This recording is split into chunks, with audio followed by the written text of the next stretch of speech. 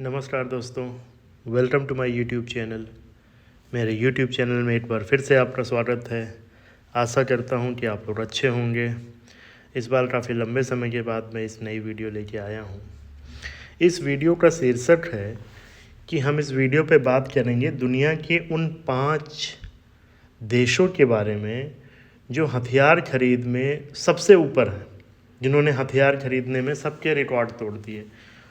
और सबसे बड़ा आपको आश्चर्य तो जब होगा, इनमें से एक देश ऐसा है जिसकी आबादी महज 4 करोड़ है और उसने हथियार खरीद में सबसे ऊपर है वो। तो बिना देर किए हुए शुरू करते हैं। हाल में एक रिपोर्ट आई है सिप्री की।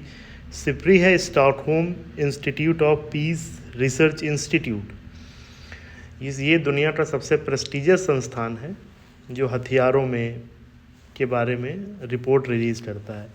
इसने पिछले 2020 से 2024 की रिपोर्ट रिलीज़ की। इस रिपोर्ट से पता चला कि दुनिया में सबसे ज़्यादा हथियार खरीदने वाला देश कोई और नहीं, यूक्रेन है। जी हाँ, यूक्रेन, जो पिछले काफ़ी लंबे समय से रशिया के साथ लड़ाई में शामिल है। इसने पिछले साल जितने हथियार का आयात हुआ उसमें करीब 8.8% की हिस्सेदारी अकेले यूक्रेन ने की। इसने यूएसए, जर्मनी और पोलैंड से मेनली हथियार खरीदे और उन हथियारों का इस्तेमाल उसने रशिया के विरोध में किया, क्योंकि रशिया के साथ ये काफ़ी लंबे समय से लड़ाई पे है। एक तो ये दौर ऐसा चल रहा है जिसमें विश्व में कहीं ना कहीं लड़ाई चल रही है। अभी आप रशिया यूक्रेन के बारे में तो जानते ही हैं। इसके अलावा इज़राइल और हमास की लड़ाई भी चल रही है। इसके अलावा भी इज़राइल और ईरान की कुछ दिनों पहले बंद हुई है। इसके बाद अपने ऑपरेशन सिंदूर के बारे में तो आप जानते ही हैं। ऑपरेशन सिंदूर में भी हिंदुस्तान और पाकिस्तान के बीच में कॉन्फ्लिक्ट थे, जिसमें हिंदुस्तान ने पाकिस्तान के ऊपर ड्रोन अटैक किए, कुछ मिसाइल से भी अटैक किए। तो दुनिया में एक दौर सा चल रहा है लड़ाई का, जिसमें बहुत सारे देश अपने आप को हथियार खरीद के मजबूत कर रहे हैं। वहीं कुछ देश इसको रूटीन के तौर पे अपनी आर्मी का मॉडर्नाइजेशन भी कर रहे हैं, ताकि उनकी आर्मी अत्याधुनिक हथियारों के साथ हो सके और वो अच्छा परफॉर्म कर सकें। तो रशिया यूक्रेन हो गया। अभी हमास ने भी कल, शायद हमास तो नहीं कहना चाहिए, लेकिन कल यरूशलेम में भी एक अटैक हो गया, इसमें 6 निर्दोष लोग मारे गए। तो इसी श्रेणी तो बहुत लंबी है। पहलगांव तो अब हम में से कोई भूला ही नहीं होगा।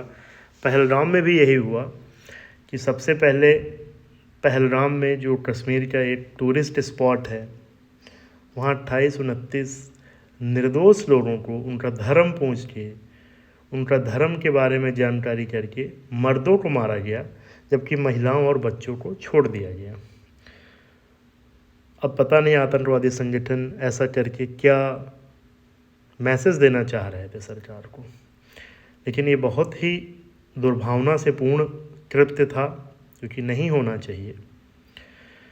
तो जैसा मैंने बताया कि सबसे ज़्यादा हथियार यूक्रेन ने खरीदे हैं। ये बहुत छोटा सा देश है और सबको आश्चर्य भी हो रहा है कि ये रशिया से लंबे समय से लड़ रहा है। हालांकि कुछ इलाकों में रशिया ने कब्जा कर रखा है, फिर भी रिटेलिएशन कर रहा है। अभी कल परसों जो अलास्का में मीटिंग होने के बाद रशिया ने थोड़ा से अपने इंटेंसिटी बढ़ा दी है। उसने कुछ कीव के सरकारी इमारत में भी हमला किया हुआ है। इसी श्रेणी में दूसरा नाम आता है हिंदुस्तान का, मीन इंडिया का। इंडिया भी यूक्रेन के बाद सबसे ज़्यादा हथियार खरीदता है। इसे मोदी जी, प्राइम मिनिस्टर मोदी जी का कहना है कि हम अपनी सेना को मॉडर्नाइज कर रहे हैं, मॉडर्न इक्विप्स दे रहे हैं, जैसे बुलेट प्रूफ जैकेट्स दी गई, मिसाइल्स दी गई, S-400 यूएस से लिए गए, रशिया से लिए गए। तो दुनिया भर से हथियार इंडिया भी खरीद रहा है, जिसकी हिस्सेदारी करीब 8.3% की है। हिस्सेदारी में कोई खास अंतर नहीं है यूक्रेन के साथ। यूक्रेन का 8.8 है और इंडिया का 8.3 है, लेकिन दोनों की जियोग्राफी में बहुत अंतर है, इंडिया बहुत बड़ा मुल्क है, यूक्रेन बहुत छोटा सा मुल्क है, आबादी में तो शायद बहुत ही बड़ा अंतर है। इंडिया ज़्यादातर हथियार रूस से खरीदता है, S-400 जैसे मैंने बताया। इसके अलावा फ्रांस से खरीदता है। फ्रांस से तो आपको पता ही है, अभी रिसेंटली राफेल खरीदे गए हैं, जो हमारी ताकत बढ़ाने में सबसे ज़्यादा कामयाब है। इसके अलावा तीसरा है इज़राइल। इंडिया इज़राइल से भी हथियार खरीदता है। तो मेन इन 3 देशों से हथियार लिए जाते हैं। इसके अलावा अमेरिका से भी हथियार इंडिया खरीदता रहा है। तो इंडिया भी दूसरे नंबर पे है। इंडिया की हथियार खरीदने की मजबूरी ये भी है कि पाकिस्तान के साथ इंडिया के कॉन्फ्लिक्ट बहुत लंबे समय से हैं। पाकिस्तान आतंकवादियों को समर्थन करने वाला मुल्क है, वहीं हिंदुस्तान एक शांति प्रिय देश है। इसके अलावा कुछ दिनों से चाइना के साथ भी हमारे कॉन्फ्लिक्ट थे, लेकिन जो ये ट्रम्प साहब ने टैरिफ लगाया, इसके बाद चाइना से थोड़े संबंध पहले से बेटर हुए हैं। मैं ये नहीं कह रहा हूँ कि सारे कॉन्फ्लिक्ट ख़त्म हो गए हैं, वो ख़त्म भी नहीं होंगे, लेकिन हाँ, पहले से स्थिति बेटर है। इसके अलावा बांग्लादेश में भी तख्ता पलट होने के बाद से इंडिया के साथ संबंध बहुत अच्छे नहीं हैं। इवन इंडिया ने भी कुछ प्रिकॉशनरी मेजर के तौर पे बांग्लादेश का जो व्यापार भारत जरिए होता था उसको रोक दिया है। इस श्रेणी में तीसरा मुल्क है कतर। कतर एक बहुत ही बेहतरीन मुल्क है, मिडिल ईस्ट में है, सभी जानते हैं। इसकी हिस्सेदारी है करीब 6.8%, ये 3rd नंबर पे आता है। इसकी भी अगर बात करें तो ये सबसे ज़्यादा हथियार US से लेता है, इसके बाद इटली से भी लेता है, इसके अलावा UK से भी लेता है, और मोटे तौर पे हम सभी जानते हैं कि कतर का थोड़ा अमेरिका की तरफ झुकाव ज़्यादा है। अभी कुछ दिनों पहले कतर के शाही परिवार ने शायद प्रेसिडेंट ट्रंप को $4,000 मिलियन कोई जहाज़ गिफ्ट किया है। तो कतर का इंक्लिनेशन अमेरिका की तरफ पहले से रहा है। दूसरा क्या है कि कतर की कुछ एयर बेसेस भी हैं। अमेरिका की कुछ एयर बेसेस कतर में हैं, आपने देखी हुई कुछ दिनों पहले उस बेसिस में ईरान ने अटैक किया था। तो कतर भी हथियार खरीद के अपने आप को मॉडर्नाइजेशन में पीछे नहीं है, वो भी चाहता है कि वो हथियार खरीदे और दूसरे देशों के जैसे आर्मी वहाँ की मॉडर्न हो, ताकि लोग किसी की दिक्कत में ना रहें। कतर की नो डाउट इकॉनमी तो बेहतरीन है ही, एक छोटा सा मुल्क है, आबादी बहुत कम है। इसके अलावा ये जो ऐसे देश हैं जो नेचुरल मिनरल्स या जो तेल है उससे रिच है, तो इनकी इकॉनमी को इससे बहुत बूस्ट मिलता है, इनको और किसी चीज़ की ज़रूरत ही नहीं होती है। इसके अलावा कतर ने बहुत सारे देशों में इन्वेस्टमेंट भी कर रखा है। इवन इंडिया के साथ भी कतर के संबंध बेहतरीन है। इंडिया में भी कतर ने इन्वेस्टमेंट कर रखा है। तो कतर की इकॉनमी अच्छी है, इसलिए वो इन्वेस्टमेंट करते हैं, और इन्वेस्टमेंट करने से उनकी इकॉनमी और बूस्ट होती है। इसके अलावा कतर को जो बगल में ईरान है उससे दिक्कत है, क्योंकि ईरान से तो वैसे सबको ही दिक्कत है, क्योंकि ईरान न्यूक्लियर वेपन्स की तरफ जा रहा है, और अगर ईरान न्यूक्लियर वेपन बनाता है तो उस एरिया में जो रीजनल स्टेबिलिटी है उसको खतरा तो हो ही जाएगा। कोई देश नहीं चाहेगा कि हमारे पड़ोसी के पास न्यूक्लियर वेपन्स हो, जो ईरान ने भी शायद इसी समस्या के बाद इज़राइल ने ईरान पे अटैक किया था।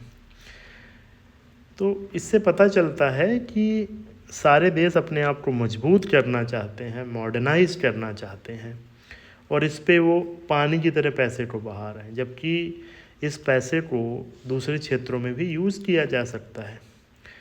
इस श्रेणी में जो चौथा मुल्क है तो कोई और नहीं, हिंदुस्तान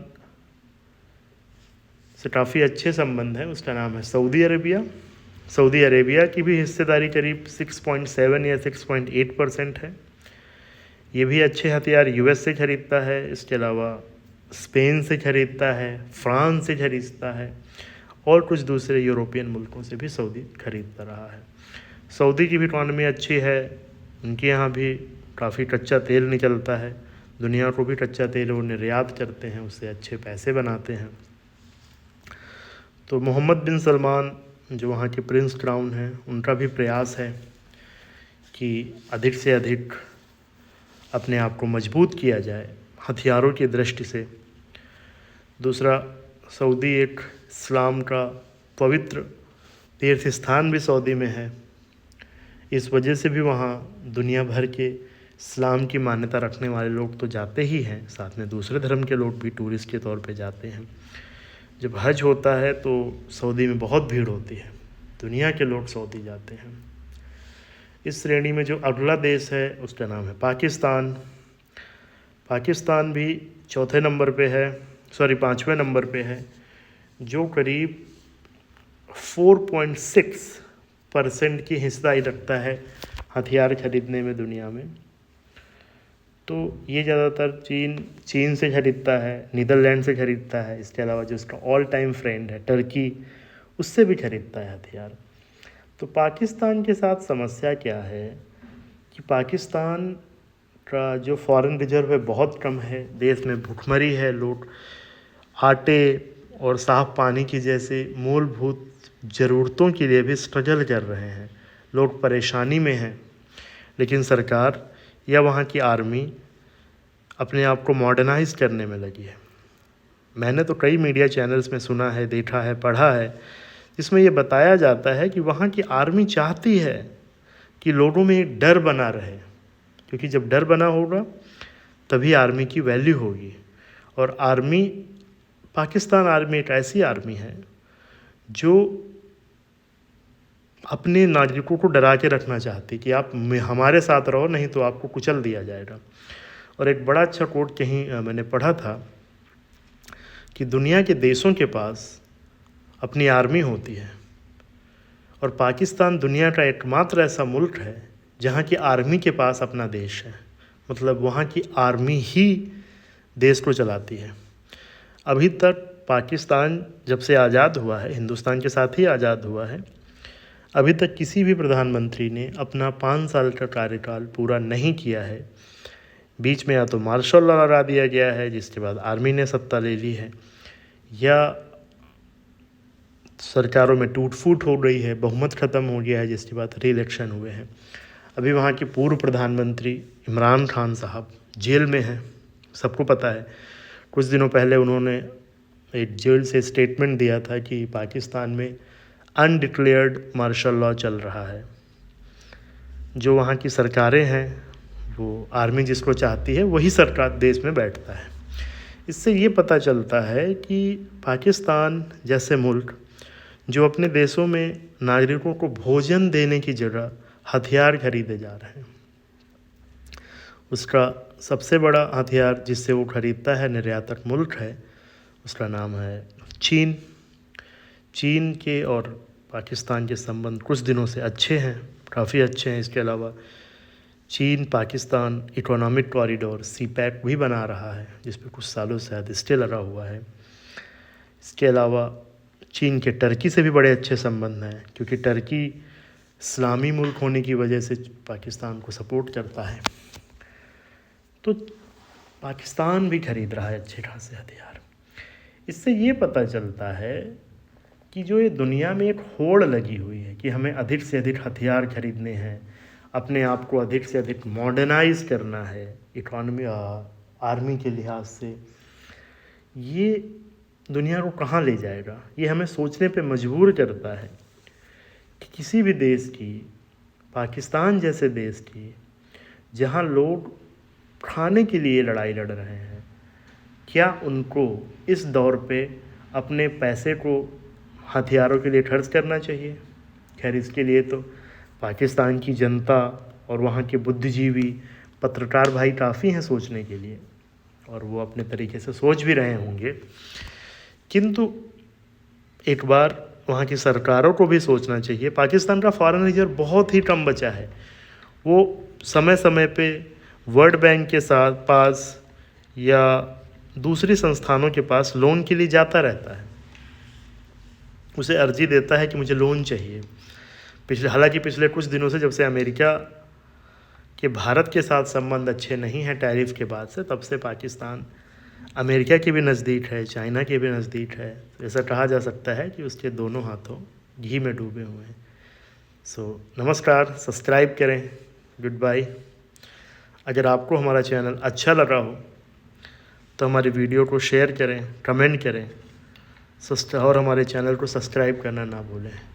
जय हिंद, जय भारत, वंदे मातरम, नमस्कार।